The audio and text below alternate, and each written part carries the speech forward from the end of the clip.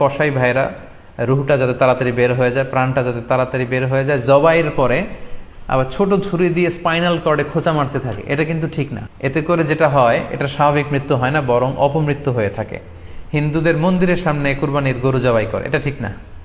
কারণ আমরা জানি যে ওরা এই গরুর পূজা করে থাকে। সো আমরা এমন কিছু করব না যেটা ওদেরকে খুব বেশি কষ্ট দিবে। আমরা যেন নিজ দায়িত্বে এই কুরবানির করার স্থান এবং বর্জ্য যেন পরিষ্কার করি। কারণ আত্মহুরু শাত্রুল ইমান, পরিষ্কার পরিচ্ছন্নতা এটা হচ্ছে ইমানের অঙ্গ। সিটি কর্পোরেশনের ভাইয়েরা সরকারি তত্ত্বাবধানে সারা বাংলাদেশের এই সব বর্জ্য আসলে পরিষ্কার করা সম্ভব না। তো সেক্ষেত্রে আমাদেরকে দায়িত্বশীল হতে হবে।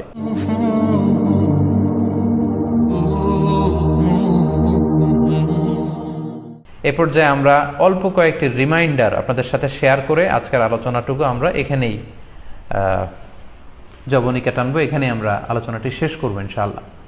প্রথম যে রিমাইন্ডারটি আপনাদের সাথে আমি শেয়ার করতে চাই সেটি হচ্ছে, সম্মানিত সুধী, আমরা অনেকেই বাজার থেকে পশু আনার সময় বা কুরবানি করার সময় পশুর সাথে অনেক বেশি অমানবিক আচরণ করি। এতে করে কিন্তু আপনার কুরবানিটা, পুরো কুরবানির প্রক্রিয়াটাই প্রশ্নবিদ্ধ হয়ে যেতে পারে। তাই আজকের লাইভের মধ্য দিয়ে যারাই আপনারা যুক্ত হয়েছেন, আমি সবাইকে বলছি আমরা যাতে পশুর সাথে মানবিক আচরণ করি, কুরবানির পশুর সাথে এমন কোনো আচরণ যাতে না করি যাতে ওর কষ্ট না হয়, আমরা যেন এটা খেয়াল রাখি। বিশেষ করে জবাই করার আগে পশুকে ভালোভাবে রশি দিয়ে বেঁধে নেয়া এবং ছুরিটা, যেই ছুরি দিয়ে জবাই করা হবে সেটা খুব ধারালো থাকা। আল্লাহ রাসূল সাল্লাল্লাহু আলাইহি ওয়াসাল্লাম কিন্তু এই দিক নির্দেশনা আমাদেরকে দিয়েছেন। সুবহানাল্লাহ, ইসলাম যে কতটা চেক অ্যান্ড ব্যালেন্স, কতটা ভারসাম্যপূর্ণ জীবন বিধান। আল্লাহ রাসূল সাল্লাল্লাহু আলাইহি ওয়াসাল্লাম সহিহ মুসলিমের বর্ণনায় তিনি বলছেন, ইযা যাবাহতুম ফাআহসিনু যিবহা, তোমরা যখন জবাই করবে সেখানেও তোমরা ইহসান করো। কেননা আল্লাহ তাআলা সব জায়গায় ইহসানকে অবধারিত করেছেন। আমরা জীবনে যাই করব না কেন সেটা ইহসানের সাথে করতে হবে। তো পশুটাকে কিন্তু আমি জবাই করব, স্লটার করব, আল্লাহ রাসূল সাল্লাল্লাহু আলাইহি ওয়াসাল্লাম বললেন যখন স্লটার করবে, জবাই করবে, তখনও সেটার প্রতি ইহসান করে তোমরা জবাই করো না। ওয়া ইযা যাবাহতুম ফাআহসিনু যিবহা, সেক্ষেত্রেও তোমরা সফট হার্টেড হও, সেটাকে ইহসানের সাথে জবাই করো। কিভাবে ইহসানের সাথে জবাই করবে?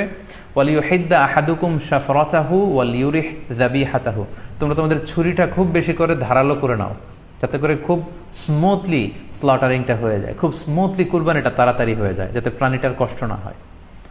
আমরা প্রায়ই আমাদের ব্যাখেয়ালে বা অবহেলাবশত কুরবানির পশু ট্রাক থেকে নামানো, হাট থেকে নিয়ে আসা, এমনভাবে আমরা কুরবানির পশুর সাথে ট্রিট করি, এতে করে কিন্তু অনেক অমানবিক আচরণ আমাদের দ্বারা প্রকাশ পেয়ে যায়। সো আমরা যদিও এটাকে জবাই করব, আমরা যেন ইহসানের সাথে জবাই করি, এই বিষয়টা যেন আমরা খেয়াল রাখি। এটা হচ্ছে প্রথম রিমাইন্ডার।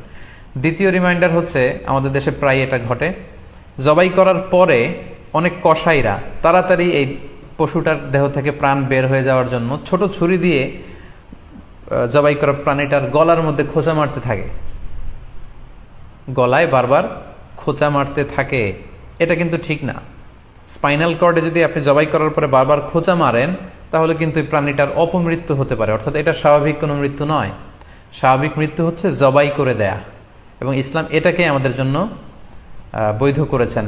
আমরা জানি যে পাশ্চাত্যে গরুর মাথায় বুলেট মারা হয়, অথবা ইলেকট্রিক্যাল শক দিয়ে ওটাকে হত্যা করা হয়, অথবা ভারী কোনো লোহার হাতুড়ি দিয়ে গরুর মাথায় আঘাত করে সেটাকে মারা হয়। কিন্তু ইসলাম এগুলোকে নিষেধ করেছে। ইসলামের বিধান হচ্ছে স্লটারিং করা, আপনি জবাই করে দিবেন। সেক্ষেত্রে আমার মনে হয় 10 থেকে 15 মিনিট যদি আমরা একটু ওয়েট করি, গরুর দেহ থেকে সবগুলো রক্ত কিন্তু বের হয়ে যাবে, ফলে এটার গোশতটা উপাদেয় হবে আমাদের জন্য। কিন্তু আমরা যদি তাড়াহুড়ো করে, বিশেষ করে অনেক কসাই ভাইরা রুহটা যাতে তাড়াতাড়ি বের হয়ে যায়, প্রাণটা যাতে তাড়াতাড়ি বের হয়ে যায়, জবাইয়ের পরে আবার ছোট ছুরি দিয়ে স্পাইনাল কর্ডে খোঁচা মারতে থাকে, এটা কিন্তু ঠিক না। এতে করে যেটা হয়, এটা স্বাভাবিক মৃত্যু হয় না, বরং অপমৃত্যু হয়ে থাকে। আমরা যখন কুরবানি করি তখন প্রাণীটার শ্বাসনালী এবং কণ্ঠনালী কেটে যায়, এবং তারপরে রক্তনালী, যেটাকে ইংরেজিতে বলে জুগুলার ভেইন, এই জুগুলার ভেইনটা যখন কেটে যায় তখন কিন্তু প্রাণীটা আর ব্যথা পায় না।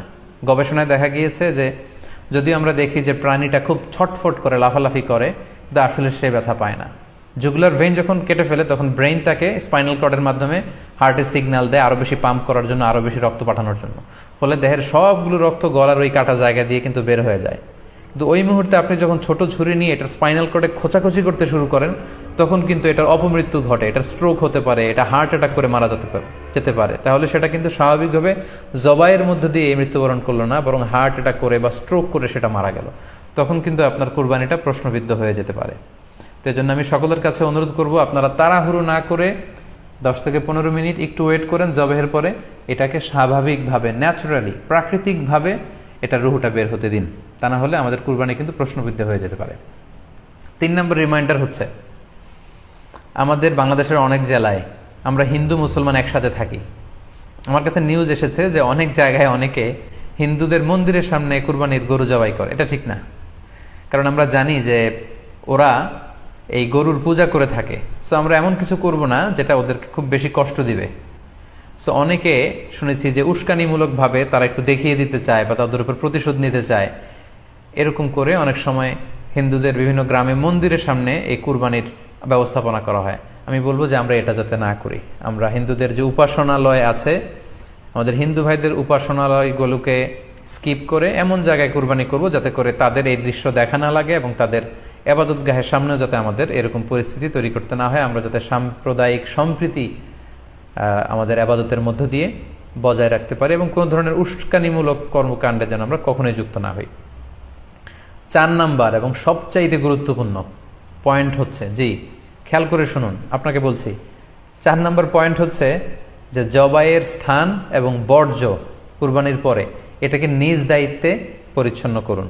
আই রিপিট, আমি আবার বলছি, যেখানে আপনি কুরবানি করলেন সেটাকে এবং এই যে বর্জ্য ময়লা, এটা নিজ দায়িত্বে আপনি ক্লিন করুন। সিটি কর্পোরেশনের ভাইয়েরা সরকারি তত্ত্বাবধানে সারা বাংলাদেশের এই সব বর্জ্য আসলে পরিষ্কার করা সম্ভব না। জরিপে এসেছে যে 50 লক্ষ গরু জবাই করা হয় প্রত্যেকটা কুরবানির ঈদে। তো সেক্ষেত্রে আমাদেরকে দায়িত্বশীল হতে হবে। কুল্লুকুম রাঈন ওয়া কুল্লুকুম মাসউলুন আন রাইয়াতিহি। আল্লাহ রাসূল সাল্লাল্লাহু আলাইহি ওয়াসাল্লাম বলেছেন, তোমরা প্রত্যেকে দায়িত্বশীল, আর তোমাদের প্রত্যেকের দায়িত্বের ব্যাপারে কিয়ামতের ময়দানে আল্লাহ তাআলা কিন্তু তোমাদেরকে জিজ্ঞেস করবে। তাই আমরা যেন নিজ দায়িত্বে এই কুরবানির করার স্থান এবং বর্জ্য যেন পরিষ্কার করি। ব্লিচিং পাউডার দিয়ে বেশি করে পানি মেরে আমরা যেন পরিষ্কার পরিচ্ছন্ন রাখি, কারণ আত-তুহুরু শাতরুল ঈমান, পরিষ্কার পরিচ্ছন্নতা এটা হচ্ছে ঈমানের অঙ্গ। এই বিষয়টা জানে আমরা খুব গুরুত্বের সাথে নেই এবং নিজ নিজ কুরবানি আমরা যেখানে দিলাম সেই জায়গাটা যেন আমরা পরিষ্কার করি। বিশেষ করে বিভিন্ন সংস্থা যারা অনেক অনেক কুরবানি করবেন, ভলান্টিয়ারিলি বিভিন্ন কুরবানি করে কুরবানির গোশত বিতরণ করবেন, আপনারা এরকম ভলান্টিয়ারিলি ক্লিনলিনেস ক্যাম্পেইন করতে হবে যাতে কোনো ধরনের রক্ত, ময়লা, বর্জ্য, আবর্জনা না থাকে।